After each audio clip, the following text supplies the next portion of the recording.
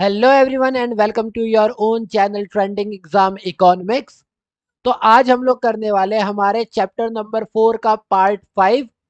इससे पहले मैं 4 पार्ट चैप्टर 4 के अपलोड कर चुका हूं और चैप्टर 1 2 3 भी हमारे चैनल पे ऑलरेडी अपलोडेड है, तो आप वहां पर देख सकते हैं। जैसा कि आप लोग जानते हैं कि इस पूरे चैनल में इस पूरे वीडियोस के साथ हम लोग घटना चक्र के अंदर जितने भी चैप्टर्स दे रखे हैं इकोनॉमिक्स के, वो सारे यहाँ पर डिस्कस करें along with notes and PYQs यानी प्रीवियस ईयर के क्वेश्चंस।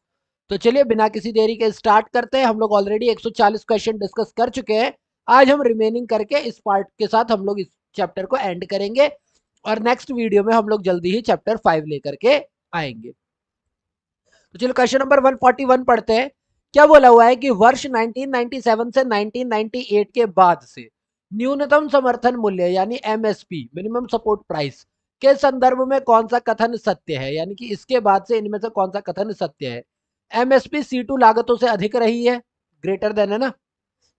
एमएसपी जो है C2 लागतों से स्वतंत्र होती है, इसका C2 लागतों से कोई लेना देना नहीं होता। एमएसपी यानी न्यूनतम समर्थन मूल्य जो है वो C2 लागतों के बराबर होती है, या एमएसपी जो है वो C2 लागतों से कम होती है। ठीक है, तो ये जो है ये हमारे क्या कहलाते हैं, हमारा क्वेश्चन नंबर ए यानी ऑप्शन नंबर ए जो है वो करेक्ट है। यानी एमएसपी जो है हमारी वो हमेशा से 1997 1998 के बाद हमेशा C2 कॉस्ट से क्या होती है, लागतों से अधिक होती है। चलिए जरा इसकी एक्सप्लेनेशन पढ़ लेते हैं।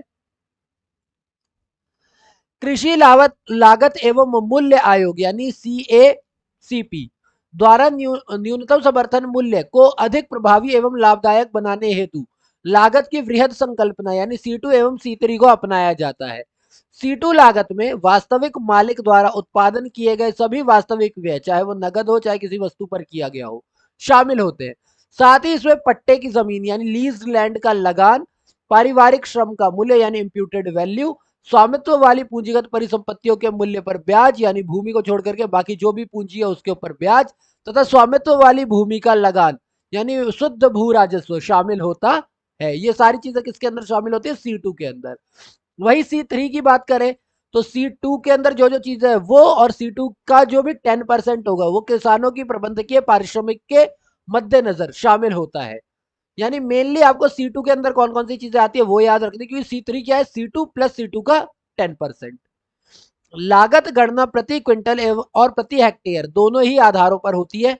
एमएसपी में उत्पादक सब्सिडी से के भी सम्मिलित हो जाने के कारण यह C2 लागत से सदैव अधिक होती है। यानी एमएसपी में क्या होता है, उत्पादक सब्सिडी भी आ गई है, तो ये हमेशा C2 लागतों से क्या होती है, अधिक होती है।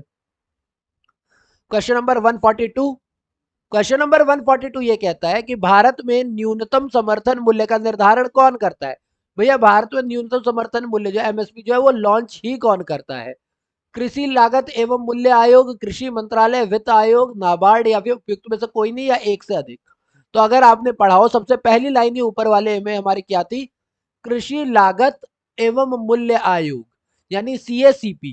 ये जो है ये क्या करती है, ये इसके द्वारा न्यूनतम समर्थन मूल्य को अधिक प्रभावी एवं लाभदायक बनाने हेतु, तो यानी इसी का लेना देना होगा। तो करेक्ट आंसर हमारा ऑप्शन नंबर ए, कृषि लागत एवं मूल्य आयोग। ठीक है,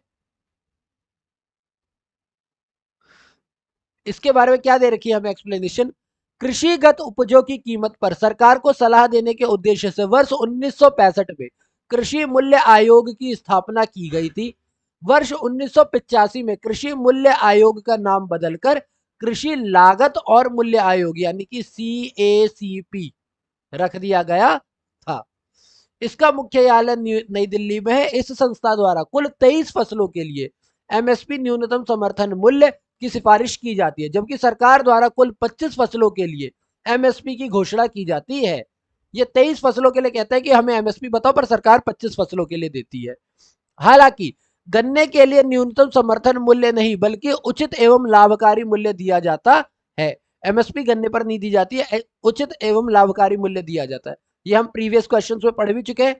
इस प्रकार हम यह भी कह सकते हैं कि कृषि लागत एवं मूल्य आयोग यानी CACP द्वारा के सिर्फ 22 फसलों के लिए ही न्यूनतम समर्थन मूल्य यानी एमएसपी की सिफारिश की जाती है, लेकिन सामान्य रूप से इसे 23 फसलों के समर्थन मूल्य के रूप में भी लिखा जाता है।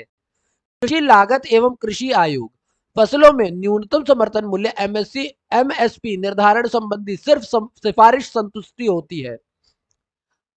संतुति करता है, यानी ये सिर्फ सिफारिश करता है, लेकिन मूल्य का निर्धारण घोषणा करना सरकार का कार्य है। यानी ये जो सीएसीपी है, ये क्या करती है, ये सिर्फ सिफारिश करती है, ये इशू नहीं करती। इशू कौन करेगी, गवर्नमेंट ही करेगी हमारी, ठीक है।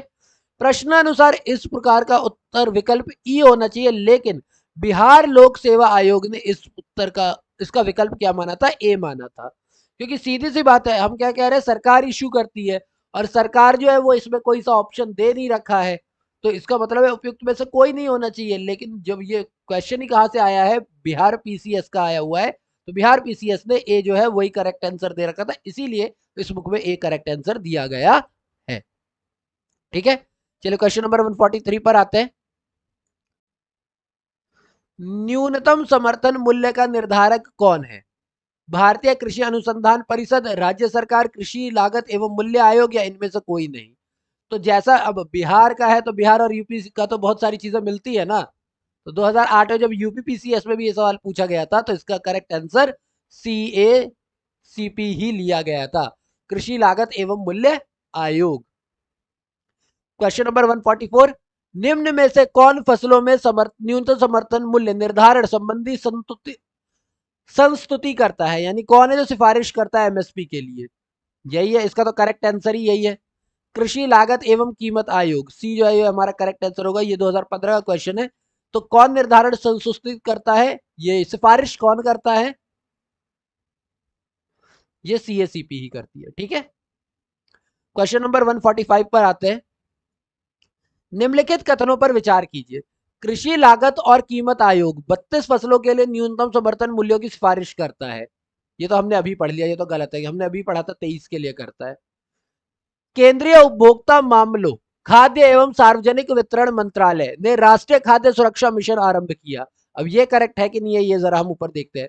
तो हमारा डी ऑप्शन दे रखा है, तो ना तो ये करेक्ट है और ना तो ये करेक्ट है। पहले वाले का तो फसल का क्लियर था कि 32 नहीं 23 फसलें बोली जाती हैं, ठीक है, सिफारिश वो 23 की करता है।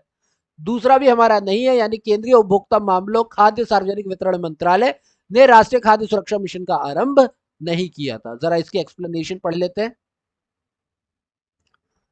कृषि लागत और कीमत आयोग यानी सीएसीपी वर्तमान में एमएसपी के अंतर्गत कुल 23 फसल यानी 22 + 1 गन्ने की बात हो रही है यहाँ पर, के लिए न्यूनतम समर्थन मूल्य की सिफारिश करता है। हालांकि गन्ने के लिए न्यूनतम समर्थन मूल्य यानी एमएसपी नहीं दी जाती, बल्कि उचित एवं लाभकारी मूल्य दिया जाता है। वहीं पर अगर मैं राष्ट्रीय खाद्य सुरक्षा मिशन यानी कि national food and security mission की बात करूं, तो यह केंद्र सरकार द्वारा वित्त पोषित योजना, यानी इसे की शुरुआती किसने की है, केंद्र सरकार ने की है, जो चावल गेहूं दाल के उत्पादन में वृद्धि से संबंधित है।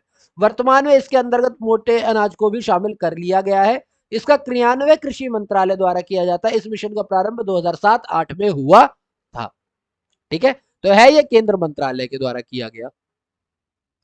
नेक्स्ट क्वेश्चन नंबर 146 जो है वो क्या कहता है, कृषि मंत्रालय और मूल्य आयोग सीएसीपी में निम्नलिखित में से कौन से उद्देश्य, यानी सीएसीपी के क्या उद्देश्य है, कृषि मूल्यों का स्थिरीकरण, कृषकों के लिए सार्थक वास्तविक आय को सुनिश्चित करना, सुनिश्चय यानी कि उनकी आय स्थिर हो, लोक वितरण पद्धति यानी कि पब्लिक डिस्ट्रीब्यूटिव सिस्टम के माध्यम से उपभोक्ताओं को आवश्यक कृषि पण्य उचित दरों पर उपलब्ध करवा कर उनके हितों की रक्षा, या फिर कृषकों के लिए अधिकतम मूल्य का सुनिश्चय।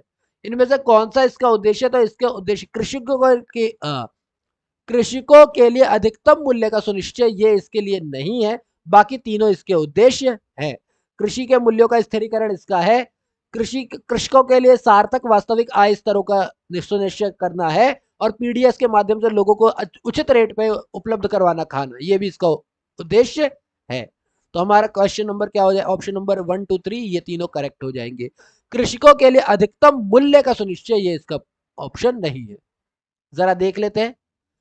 कृषि लागत एवं मूल्य आयोग यानी CACP commission for agricultural cost and price, commission for agricultural cost and price निम्न कीमतों की घोषणा करने का सुझाव देता है। पहली बात एमएसपी, ये बोलता है कि भाई आप मिनिमम सपोर्ट प्राइस बताएं।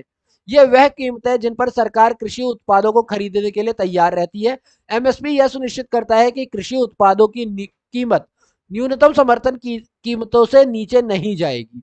एमएसपी कृषकों की सुरक्षा यानी कीमत संबंधी उपलब्ध कराता है, तथा यह कृषि मूल्यों का स्थिरीकरण भी सुनिश्चित करता है, जो कि ऑप्शन नंबर 1 था हमारा। सेकंड, वसूली कीमत यानी प्रोक्योरमेंट प्राइस। वसूली कीमतें वह कीमतें होती है जिन पर सरकार कृषकों से कृषि उपज का क्रय करती है। वसूली कीमतें सामान्यतः एमएसपी से ऊंची होती है, यानी एमएसपी नीचे होगी और इसके ऊपर जिस पर सरकार खरीद रही है वो हमारी प्रोक्योरमेंट प्राइस हो जाएगी। फिर जारी कीमतें होती है जिसे हम लोग इश्यू प्राइस कहते हैं। इस कीमत पर सार्वजनिक वितरण प्रणाली के माध्यम से फूड कॉर्पोरेशन ऑफ इंडिया यानी एफसीआई खाद्यान्नों की बिक्री करता है। वही पीडीएस वाली बात हो गई, पब्लिक डिस्ट्रीब्यूटिव सिस्टम, जिसे आप 2 रुपए किलो गेहूं और 3 रुपए किलो चावल ले रहे हो। एमएसपी जहां कृषकों के हित की रक्षा करता है, वही जारी कीमतों पर उपभोक्ताओं के हित को भी संरक्षित करता है, उनका भी संरक्षण करता है। ठीक है, चलो क्वेश्चन नंबर 147, समर्थित मूल्यों पर खाद्यान्नों की सार्वजनिक खरीद नीति सुनिश्चित करता है, यानी समर्थित जो भी हमारे एमएसपी है दे रखी है उसके ऊपर सार्वजनिक खरीद के लिए कौन सुनिश्चित करता है? कृषि मूल्यों पर स्थिरता, कृषकों के लिए प्रेरणादायक मूल्य या सार्वजनिक वितरण के लिए खाद्यान्नों का भंडारण। तो इसके लिए ये तीनों ही ऑप्शन करेक्ट है। ये जो समर्थित यानी एमएसपी मूल्यों पर जो ये खाद्यान्नों की सार्वजनिक खरीद होती है, इससे क्या होता है? कृषि मूल्यों में स्थिरता आती है, कृषकों को प्रेरणादायक मूल्य मिलता है और सार्वजनिक वितरण के लिए खाद्यान्नों के भंडारण की सुरक्षा मिलती है। तो तीनों ही इसके करेक्ट आंसर। क्वेश्चन नंबर 148, न्यूनतम समर्थन मूल्य के संदर्भ में निम्नलिखित कथनों पर विचार कीजिए। जरा एमएसपी के बारे में पढ़ लेते हैं। यदि बाजार मूल्य ज्यादा है तो किसान सरकार को बेचेंगे। ओके। यह किसानों की पैदावार के लिए न्यूनतम निश्चित मूल्य सुनिश्चित करता है। ओके। यह खाद्य सुरक्षा मिशन में सहायता प्रदान करती है। ओके। यह किसानों के लिए अत्यंत लाभदायक है क्योंकि वे अपनी पैदावार पर ज्यादा बड़ा लाभ कमाते हैं। ओके। तो अगर मैं इसकी बात करूं तो ये बाजार मूल्य ज्यादा, अगर मार्केट में मुझे प्राइस मिल रहा है ज्यादा तो लोग किसान को क्यों वो सरकार को क्यों बेचेंगे? गलत। यह किसानों के लिए अत्यंत लाभदायक है क्योंकि वे अपनी पैदावार का ज्यादा बड़ा लाभ कमाते हैं। नहीं, ज्यादा बड़ा लाभ वो एमएसपी पे नहीं कमा सकते। वो ज्यादा बड़ा लाभ तो मार्केट प्राइस पे ही कमा सकते हैं क्योंकि वो एमएसपी से क्या होगी, हमेशा ज्यादा होगी, वो बड़ी होगी एमएसपी से।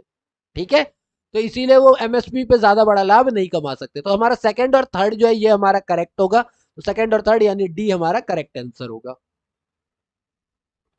जरा इसके एक्सप्लेनेशन पढ़ लेते हैं। न्यूनतम समर्थन मूल्य यानी एमएसपी किसानों की पैदावार के लिए न्यूनतम निश्चित मूल्य सुनिश्चित करने के साथ ही खाद्य सुरक्षा को भी बढ़ावा देते हैं। किसान को कृषि उत्पादन बढ़ाने में प्रोत्साहन देकर के, यानी एमएसपी अच्छी होगी तो किसान ज्यादा खेती करना चाहेगा, ज्यादा उपज उपजाना चाहेगा। सरकार द्वारा फसल बोने से पूर्व देश में एक एमएसपी निर्धारित कर दी जाती है। इसके अतिरिक्त बाजार परिस्थितियों के अनुरूप किसानों को कुछ अतिरिक्त राशि के भुगतान का भी क्षेत्रानुसार और समयानुसार प्रावधान है। ठीक है, जिससे सरकार आवश्यकता पड़ने पर कृषिगत उपजों की अधिक मात्रा खरीद सके। निष्कर्षगत किसान किसान अपनी उपज को सरकार को तभी बेचेगा जब वह बाजार मूल्य न्यूनतम समर्थन मूल्य से कम हो, यानी एमएसपी से अगर कम है मार्केट प्राइस तो वो सरकार को बेचेगा, अदरवाइज वो मार्केट में बेच जाए। अंततः एमएसपी का उद्देश्य किसानों को पैदावार का न्यूनतम मूल्य उपलब्ध करवाना है, ना कि लाभ को अत्यधिक करना। तो चौथा ऐसे ही गलत हो गया। एमएसपी खाद्य सुरक्षा में सहायता करती है क्योंकि एमएसपी ही वसूली कीमतों के निर्धारण का आधार है तथा वसूली कीमतों के निर्धारण से ही पीडीएस खाद्य सुरक्षा में भी योगदान देता है। तो ये वो हमारा क्वेश्चन नंबर 148। अब 149 पर आते हैं। निम्नलिखित पर विचार कीजिए। सुपारी, जौ, कॉफी, रागी, मूंगफली, तिल और हल्दी उपयुक्त में से किनके न्यूनतम समर्थन मूल्य की घोषणा आर्थिक मामलों की कैबिनेट समिति ने की है? यानी इनमें से कौन से वो हैं जिनके लिए आर्थिक मामलों की कैबिनेट जो है वो एमएसपी की घोषणा करती है? तो ये है हमारे 2, 4, 5 और 6। हल्दी के लिए नहीं करती, कॉफी के लिए नहीं करती, सुपारी के लिए नहीं करती, पर जौ के लिए करती है, रागी के लिए करती है, मूंगफली के लिए करती है और तिल के लिए भी करती है। तो ये जो चार है इनके लिए मूल्य की घोषणा आर्थिक मामलों की कैबिनेट समिति करती है। ठीक है, अच्छा क्लियर नहीं दिख रहा तो एक काम करता हूं, जिसके लिए करती है ना उसको खाली छोड़ देता हूं, बाकी काट देता हूं। इनके लिए नहीं करती, इनके लिए नहीं करती, इनके लिए नहीं करती, इन चारों के लिए करती है। ठीक है, किसानों को उनकी फसलों का उचित एवं लाभप्रद मूल्य उपलब्ध कराना प्रदान कराना सुनिश्चित करने के उद्देश्य से केंद्र सरकार द्वारा प्रतिवर्ष 2 मुख्य फसलें यानी ऋतुएं रबी और खरीफ के दौरान प्रमुख फसलों के लिए एमएसपी की घोषणा की जाती है, जो कि किसानों को उनकी फसलों की न्यूनतम गारंटी मूल्य के रूप में होता है। इस संबंध में सरकार को संस्तुतियां देने के लिए वर्ष 1965 में कृषि मूल्य आयोग की स्थापना की गई थी, जिसे आगे जाकर के 1985 में सीएसीपी यानी कि काउंसिल था, कमिश्नरी था, क्या था इसका, काउंसिल था, कमिटी था, मैं नाम भूल गया इसका, commission, commission for agricultural cost price, ठीक है, कर दिया गया था 1985 में, इसको बदलकर सीएसीपी कर दिया गया था। आयोग उत्पादन की लागत, समग्र मांग पूर्ति, घरेलू एवं अंतरराष्ट्रीय कीमत, अंतर फसल कीमत तुल्यता, कृषि और एवं गैर कृषि क्षेत्र के बीच व्यापार की शर्तों को ध्यान में रखते हुए 23 अधिसूचित कृषि जिन्सों यानी कि प्रोडक्ट के लिए न्यूनतम समर्थन मूल्य की सिफारिश करता है। ये कौन से 23 है, जिसमें 7 अनाज आते हैं, कौन कौन से, धान, गेहूं, मक्का, ज्वार, बाजरा, जौ और रागी। 5 दालें आती है, चना तूर को ही अरहर भी कहते हैं, मूंग, उड़द, मसूर। 7 तिलहन आते हैं, मूंगफली, रैपसीड यानी सरसों, सोयाबीन, सूरजमुखी, रामतिल और सेफ्लावर। और 4 वाणिज्यिक यानी कि कॉमर्शियल फसलें आती है, कोपरा, गन्ना, कपास और पटसन। हालांकि गन्ने के लिए हम लोग एमएसपी यूज नहीं करते, उचित एवं लाभकारी मूल्य को जो है यूज किया जाता है, जो हम पहले भी पढ़ चुके हैं। तो टोटल कितने हो गए, 7, 5, 12, 12, 7, 19 और 4, 23, तो टोटल 23 फसलें हो गई हमारे पास। यहां पर अगला क्वेश्चन है, कृषि मूल्य आयोग की स्थापना कब की गई थी, तो इसका तो सीधा सीधा आंसर है 1965 में इसकी वो की गई थी, स्थापना की गई थी, और फिर 1985 में इसका नाम चेंज करके सीएसीपी यानी कि commission for agricultural price cost and price जो है रख दिया गया था, सीएसीपी रख दिया गया था। कृषिगत उपयोग की कीमतों पर सरकार को सलाह देने के उद्देश्य, यानी सरकार के लिए यह बताना कि कितना कॉस्ट होना चाहिए, कितना नहीं।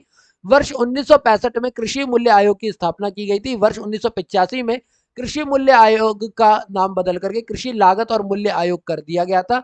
इसका मुख्यालय न्यू दिल्ली में है। ज्ञातव्य है कि सैद्धांतिक रूप से सरकार इन्हीं सलाहों के मद्देनजर ही कृषिगत उत्पादों के न्यूनतम समर्थन मूल्य की घोषणा करती है, परंतु सरकार इनकी संस्तुतियों को मानने के लिए बाध्य नहीं है।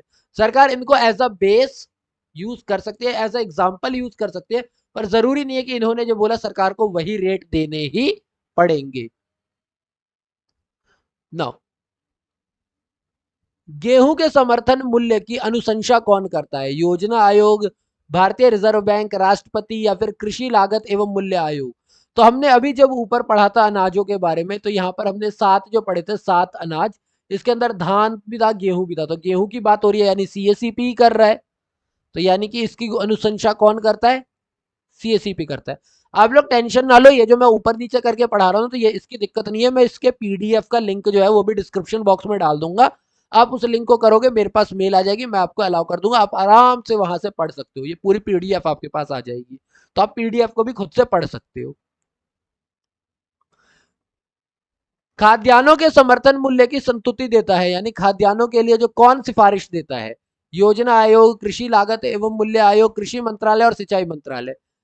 ये एमपीपीसीएस का इतनी देर से हम लोग किसके बारे में पढ़ रहे हैं, सिर्फ सीएसीपी के ही बारे में पढ़ रहे हैं, तो ऑफ कोर्स यही देगा, ठीक है, ये हमारा करेक्ट आंसर है। क्वेश्चन नंबर 153, सरकार द्वारा निर्धारित गेहूं की खरीद हेतु 2013 में न्यूनतम समर्थन मूल्य है कितना, सरकार द्वारा जो 2013 में न्यूनतम समर्थन मूल्य दिया गया है, उसमें गेहूं के लिए कौन सी समर्थन मूल्य को दिया गया, तो 1350 रुपए प्रति क्विंटल ये दिया गया है। प्रश्नकाल के टाइम पे 2013 के टाइम पे, अगर अब की बात करेंगे तो फिर चीजें चेंज हो जाएंगी। प्रश्नकाल में यह विकल्प सी सही है। 2020 में रबी फसलों के विपणन 2020-21 के अनुसार न्यूनतम समर्थन मूल्य की घोषणा की गई। जारी न्यूनतम समर्थन मूल्य के तहत विपणन कृषि 2021-22 में गेहूं के लिए 1975 रुपए प्रति क्विंटल का मूल्य निर्धारण किया गया है। चलिए फिर 154 को पढ़ते हैं। 4 जुलाई 2018 से धान का प्रति क्विंटल न्यूनतम समर्पित मूल्य एमएसपी 2018-19 के दौरान है, यानी 2018-19 में 4 जुलाई 2018 से क्या रेट दे रखा है इन्होंने, तो उस टाइम पे 1750 रुपए था। कब, 2018 की बात हो रही है। अभी की अगर हम बात करें प्रश्नकाल के हिसाब से ऑप्शन सी सही है, जबकि 1 जून 2020 को जो जारी किया गया है एमएसपी, उसके हिसाब से मूल्य 1868 रुपए है। ठीक है, सामान्य के लिए, और ग्रेड ए के लिए 1888 रुपीज है। और अभी 2021 में भी किया गया होगा, तो वो रेट आप लोग एक बार देख लेना, पढ़ लेना, ठीक है ना, क्योंकि करंट हमेशा आपको पता होना चाहिए। 155, क्वेश्चन नंबर 155 वो जरा देख ले। जो भी आपका अभी करंट चल रहा है, 2021 चल रहा हो, 22 चल रहा हो, 23 चल रहा हो, जब भी चल रहा हो, आपको पता है मई जून के टाइम पे होता है, तो इनको हर साल आप लोग अपडेट करते रहे। वैसे तो मैं खुद भी वीडियो बनाता ही रहूंगा, बट फिर भी। भारत के किस राज्य ने हाल में फलों एवं सब्जियों के न्यूनतम समर्थन मूल्य के निर्धारण का फैसला किया? यानी कौन से राज्य ने एमएसपी दी फलों और सब्जियों पे? केरल ने, मणिपुर ने, हिमाचल प्रदेश ने, तेलंगाना ने। ये यूपीआरओ का एग्जाम है, एआरओ के मेंस में भी पूछा गया है, तो केरल था जिसने फलों और सब्जियों पे भी एमएसपी की शुरुआत की, कि हम फलों और सब्जियों पर भी देंगे, सिर्फ अनाज पर क्यों दें।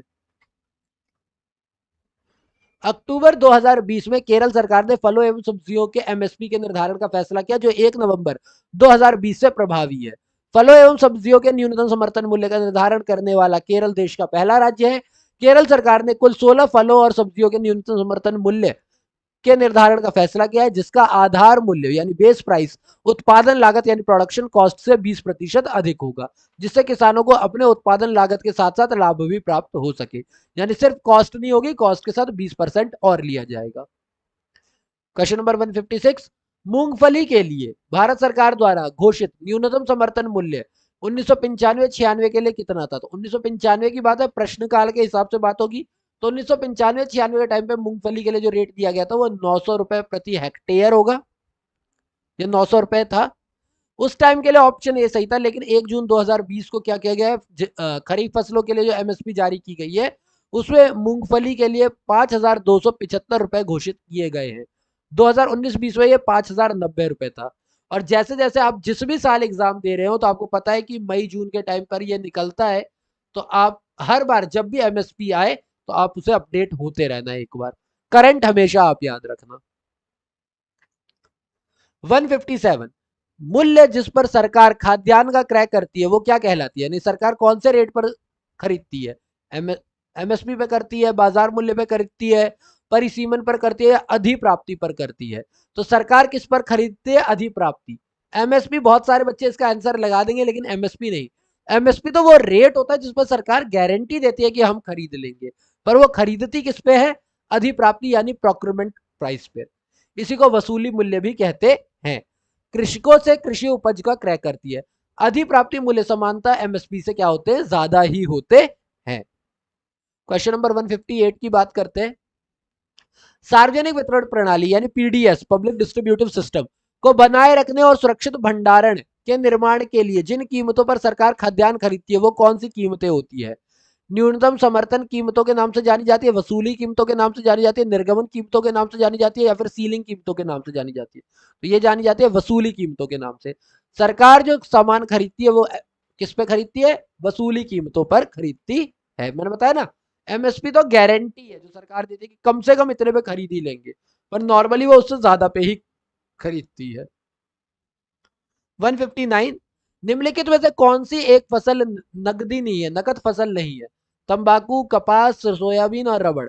तो सोयाबीन एक कहते हैं कॉमर्शियल क्रॉप नहीं है, यानी कि ये वाणिज्यिक फसल यानी नकद फसल नहीं है, ये कैश क्रॉप नहीं है।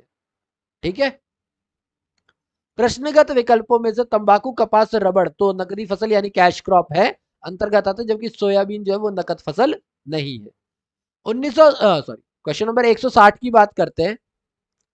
भारत में मुख्य कृषि पदार्थ आयात मद है, यानी कि इनमें से कौन सा जो है सबसे ज्यादा आयात करने वाली बात हो जाती है?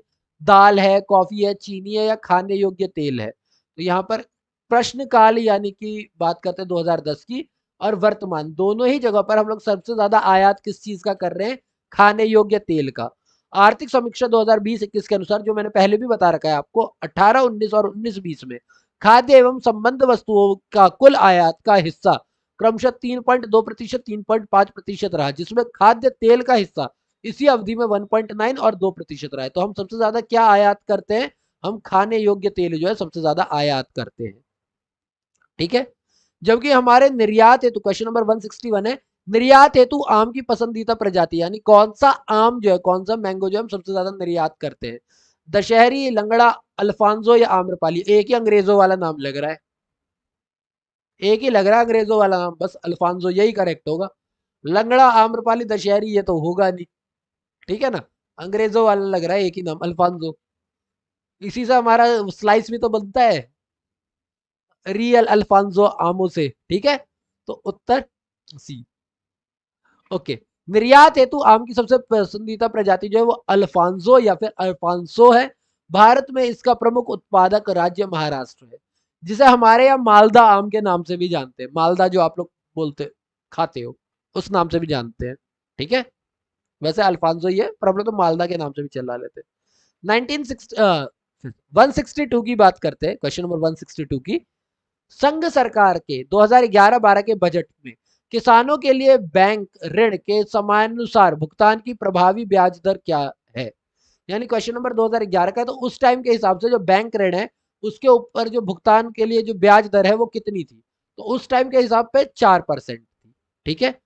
संघ सरकार द्वारा 2011-12 में जो बजट आया था उसमें किसानों के लिए बैंक ऋण के समानुसार भुगतान पर ब्याज सब्सिडी 2% से बढ़ा करके 3% कर दी गई थी। इस प्रकार प्रभावी ब्याज दर 7% से 3% माइनस होकर 4% हो गई थी। वर्तमान में भी यही ब्याज दर है, तो अभी भी फिलहाल हमारी 4% ही चल रही है। कि अगर आप टाइम से देते हो, टाइम से दे रहे हो, तो 2% पहले सब्सिडी मिल जाती थी, अब 3% मिल जाती है। Question number 163। किसी फार्म के चल लागत पूंजी में, यानी कि वेरिएबल कॉस्ट में, निम्नलिखित में से क्या शामिल नहीं है? बीज, उर्वरक, सिंचाई जल या भूमि राजस्व। तो भूमि राजस्व क्या हो सकता है? ये चल तो हो ही नहीं सकता, ये अचल होगा, ठीक है। किसी फार्म के चल लागत पूंजी में भूमि राजस्व शामिल नहीं होगा, जबकि बीज, उर्वरक, सिंचाई जो है वो चल लागत पूंजी में शामिल होंगे, क्योंकि ये सब कृषि आगत इनपुट में शामिल हैं। तो ये सब कृषि के आगत है, इसीलिए चल में होंगे, पर राजस्व जो है वो इनपुट नहीं है, तो इसीलिए क्या होगा? अचल ही रहेगा, ठीक है। Question number 164। निम्नलिखित में से कौन कृषि वित्त का प्रमुख सिद्धांत है? उद्देश्य, व्यक्ति, यानी कि जो हमारा कृषि वित्त होता है उसके लिए उद्देश्य ज्यादा इंपॉर्टेंट होता है, व्यक्ति ज्यादा इंपॉर्टेंट होता है, उत्पादकता, नियोजन ज्यादा इंपॉर्टेंट होती है, सारे ही इंपॉर्टेंट होते हैं? तो हमारे लिए सारे ही इंपॉर्टेंट होते हैं। कृषि वित्त के प्रमुख जो सिद्धांत है उसमें उद्देश्य, व्यक्ति, उत्पादकता, नियोजन, संगठन, सारी चीजें आती है, ठीक है। तो ये सारे ही इंपॉर्टेंट थे। क्वेश्चन नंबर 165 की बात करते हैं। भारत में कौन सा कृषि वित्त का स्रोत नहीं है, यानी इनमें से कौन सा जो है वो एग्रीकल्चर फाइनेंस यूज नहीं करता? सहकारी समिति या व्यापारिक बैंक, क्षेत्रीय ग्रामीण बैंक, या इनमें से कोई नहीं? तो व्यापारिक बैंक तो एग्रीकल्चरल लोन देता ही देता है, रूरल लोन देता ही देता है, कृषि वित्त देता ही देता है वो। सहकारी समितियां भी देते हैं, ग्रामीण यानी आरआरबी भी देता है, रीजनल रूरल बैंक जो होता है वो भी देते हैं। तो इनमें से कोई नहीं, ये हमारा करेक्ट आंसर होगा। ये सारे ही हमारे संस्थागत स्रोत है, ठीक है ना। तो जरा पढ़ते हैं इसके बारे में। भारत में कृषि वित्त के स्रोतों को दो वर्गों में बांटा गया है। संस्थागत स्रोत, जिसमें सहकारी समितियां, व्यापारिक बैंक, क्षेत्रीय ग्रामीण बैंक और सरकार आती है। जबकि गैर संस्थागत स्रोत में महाजन, साहूकार, संबंधी, रिश्तेदार, व्यापारी, जमींदार सारे आते हैं, ठीक है। लाला वगैरह जो गांव में होते थे वो सारे आते हैं। क्वेश्चन नंबर 166 की बात करते हैं। कृषि क्षेत्र को अल्पकालीन, निम्नलिखित कथनों पर विचार कीजिए। कृषि क्षेत्र को अल्पकालीन साख परिधान करने के संदर्भ में जिला केंद्रीय सहकारी बैंक यानी डीसीसीबी, अनुसूचित वाणिज्यिक बैंकों एवं ग्रामीण क्षेत्रीय ग्रामीण बैंकों की तुलना में अधिक ऋण देते हैं, यानी डी डबल सी बी जो है वो इनकी तुलना में ज्यादा लोन देते हैं। ओके। डी डबल सी बीज यानी कि डी सी सी बीज जो है का एक सबसे प्रमुख कार्य प्राथमिक कृषि साख समितियों को निधि उपलब्ध कराना है। तो इसका जो पहला आंसर है वो बिल्कुल ही गलत है।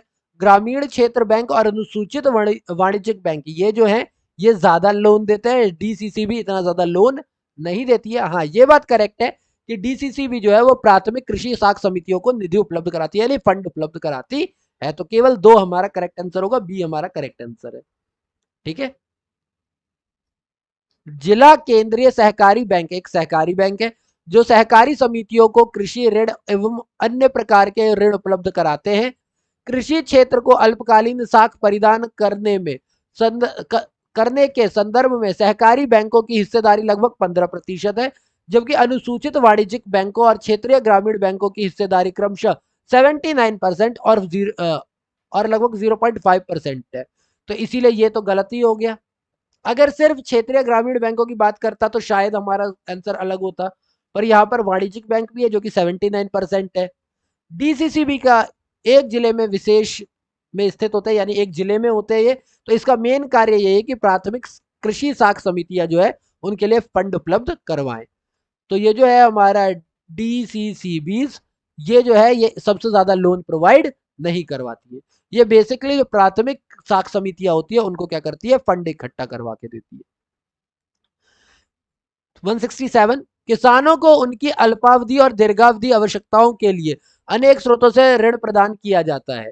किसानों को मिलने वाले ऋणों के मुख्य स्रोतों में क्या क्या शामिल है? प्राथमिक कृषि सहकारी समितियां, व्यावसायिक बैंक, आरआरबीज और गैर सरकारी उधारता, नाबार्ड, आरबीआई, व्यावसायिक बैंक, गैर सरकारी उधारता, जिला सहकारी केंद्रीय सहकारी बैंक यानी डीसीसीबी, अग्रणी बैंक आईआरडीपी और जेआरवाई, या फिर बृहद बहुउद्देश्य आदिवासी कार्यक्रम डीसीसीबी, आईएफएफसीओ और वाणिज्यिक बैंक। तो ये तो हमने देख लिया कि इसका मेन काम जो होता है वो किसको फंड उपलब्ध, ये लोगों को तो फंड उपलब्ध कराती ही नहीं है, ये तो प्राथमिक जो साख समितियां होती है उनको देती है। तो ये तो हो ही नहीं सकता। नाबार्ड, आरबीआई, व्यापारिक व्यावसायिक बैंक हैं, लेकिन गैर सरकारी उधारता ये भी है, लेकिन सबसे ज्यादा जो है, सबसे ज्यादा कौन से मुख्य स्रोत है, वो कौन कौन सा है? प्राथमिक कृषि सहकारी समितियां, व्यावसायिक बैंक, आरआरबीज और गैर सरकारी उधारता। क्योंकि आरबीआई तो वैसे, आरबीआई और नाबार्ड तो खैर डायरेक्टली तो लोन देते ही नहीं है ना, ये बाकियों को क्या करते हैं, ये हमारे व्यावसायिक बैंक जो हो गए, आरआरबीज जो हो गए, ये उनको क्या करते हैं, कंट्रोल करती है ना। तो इसीलिए ये हमारा करेक्ट आंसर होगा। क्वेश्चन नंबर 168 की बात करते हैं। निम्नलिखित में से कौन ग्रामीण अर्थव्यवस्था में अंशदान नहीं देता, यानी किसका ग्रामीण अर्थव्यवस्था में कोई भी कंट्रीब्यूशन नहीं होता? पशुपालन, कुटीर उद्योग, निजी धन उधार देने का प्रचलन या फिर अच्छे उपकरणों की उपलब्धता। तो निजी धन उधार देने का जो प्रचलन है वो ग्रामीण अर्थव्यवस्था में कोई भी अंशदान नहीं देता। ग्रामीण अर्थव्यवस्था में पशुपालन, कुटीर उद्योग एवं अच्छे उपकरण की उपलब्धता प्रमुख रूप से योगदान करते हैं। गांव में निजी धन उधार देने का प्रचलन जरूर है, परंतु इसका योगदान ग्रामीण अर्थव्यवस्था में उक्त तीनों की अपेक्षा सीमित ही आता है। विकल्प से जो है सर्वाधिक उपयुक्त उत्तर होगा, यानी कुछ तो अंश होता है पर बहुत ही कम अंश होता है इसका। क्वेश्चन नंबर 169 की बात करते हैं। दीर्घकालीन कृषि ऋण प्रदान किया जाता है, यानी लॉन्ग टर्म जो है वो क्यों दिया जाता है और किसके द्वारा दिया जाता है?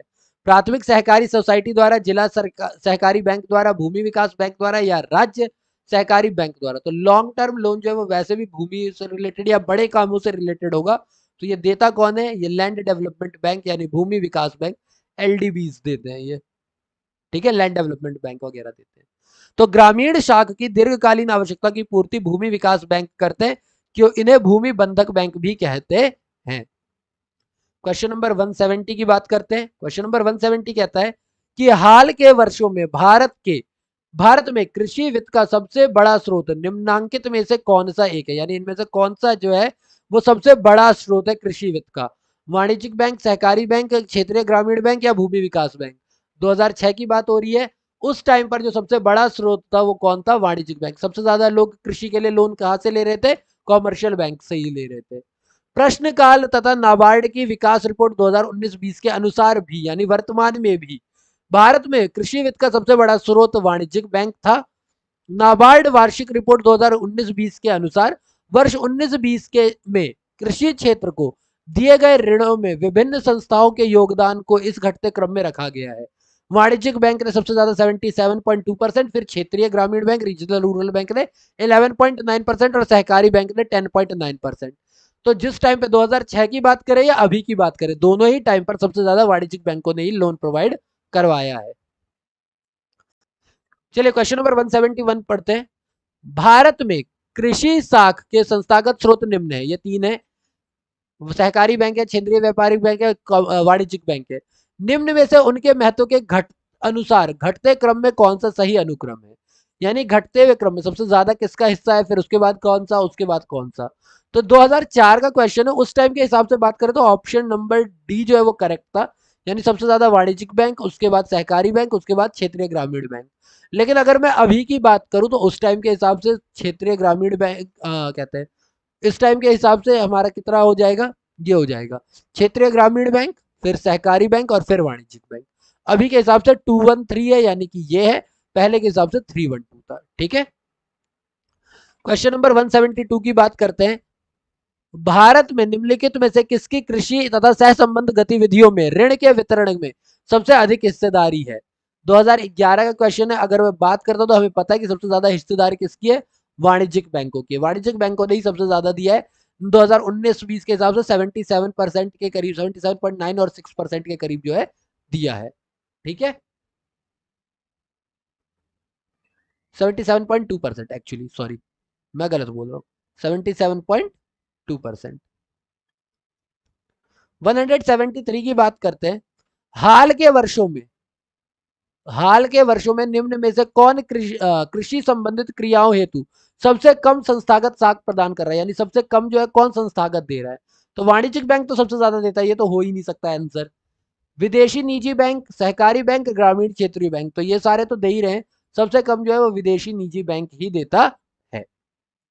देश में कृषि तथा संबंधित क्रियाओं हेतु सर्वाधिक संस्थागत साख क्रमशः वाणिज्यिक बैंक देते हैं, उसके बाद क्षेत्रीय ग्रामीण बैंक देते हैं, फिर सहकारी बैंक द्वारा दी जाती है, तथा इस संदर्भ में विदेशी निजी बैंकों का योगदान सबसे कम या लगभग शून्य ही रहा है। Question number 174। सप्रंग सरकार के लिए नए कृषि पैकेज का प्रावधान नहीं है, यानी कि नए कृषि पैकेज में क्या चीज नहीं है और किसके लिए नहीं है? भूमिहीन कृषकों को बैंकों से ऋण मिलेगा, नाबार्ड भूमिहीन कृषकों को ऋण संबंधी प्रस्ताव बनाएगा, 50 लाख नए कृषकों को ऋण उपलब्ध कराया जाएगा, ऋण भुगतान में माफी। जो नया किसान पैकेज आया है सप्रंग सरकार का, ये 2005 की बात चल रही है, तो उस टाइम पे जो नया कृषि पैकेज आया था उसमें ऋणों के भुगतान की माफी ये शामिल नहीं किया गया था। सप्रंग सरकार के नए कृषि पैकेज में भूमिहीन कृषकों को बैंकों से ऋण प्राप्त करने तथा इसके संबंधित प्रस्ताव नाबार्ड द्वारा बनाए जाने एवं 50 लाख से अधिक नए कृषकों को संस्थागत ऋण उपलब्ध कराने का उल्लेख है। इसमें ऋण भुगतान से संबंधित माफी का कोई उल्लेख नहीं है। और चलिए फाइनली अब हम करेंगे इस चैप्टर का क्वेश्चन नंबर, लास्ट क्वेश्चन, जो कि है 5। अब ये थोड़ा ज्यादा ही जूम हो रखा है तो इसको मैं थोड़ा जूम आउट कर दूं ताकि पढ़ सके। ठीक है, जूम आउट तो कर दिया, अब ये भी कर लेते हैं। 175। भारत की सरकार ने कृषि स्थिरीकरण कोष की संस्था का निर्णय लिया है।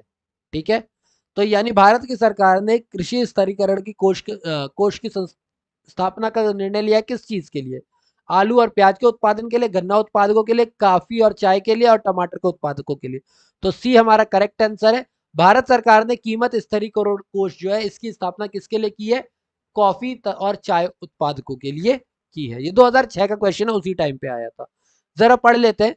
वर्ष 2003 में वाणिज्यिक एवं उद्योग मंत्रालय द्वारा जारी प्रस्ताव के माध्यम से 500 करोड़ रुपए से अधिक कीमत स्थिरीकरण कोष स्थापित किया गया था।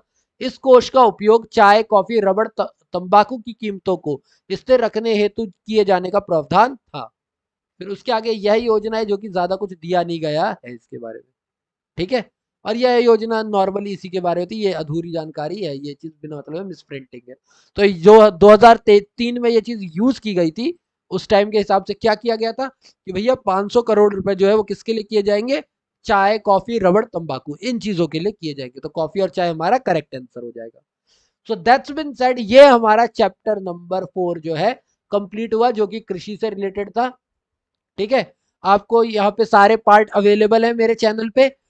अब आपको अगर ये वीडियो अच्छी लगती है तो प्लीज इस वीडियो को लाइक करें। अगर आपको लगता है कि आपके फ्रेंड्स को भी ये वीडियो देखनी चाहिए तो प्लीज शेयर करें और हमें सपोर्ट करें। और ये जो रेड कलर का सब्सक्राइब का बटन है, तो इसे क्यों अभी तक रेड रहने दिया है, प्लीज इसे ग्रे करें ताकि आप और ज्यादा वीडियोस दे सके। और बेल आइकन को दबा करके नोटिफिकेशन भी ऑन कर लो ताकि लेटेस्ट वीडियो आपको मिलती रहे। बाकी अगर आपको कोई भी कंप्लेन है, कोई भी सजेशन है, कोई भी एडवाइस है, कमेंट बॉक्स ओपन है, प्लीज हमें बताएं ताकि हम उसके ऊपर काम कर सके और वीडियोस को और ज्यादा बेहतर कर सके। चलिए, I wish you all the best, be healthy, be safe and thank you for your time.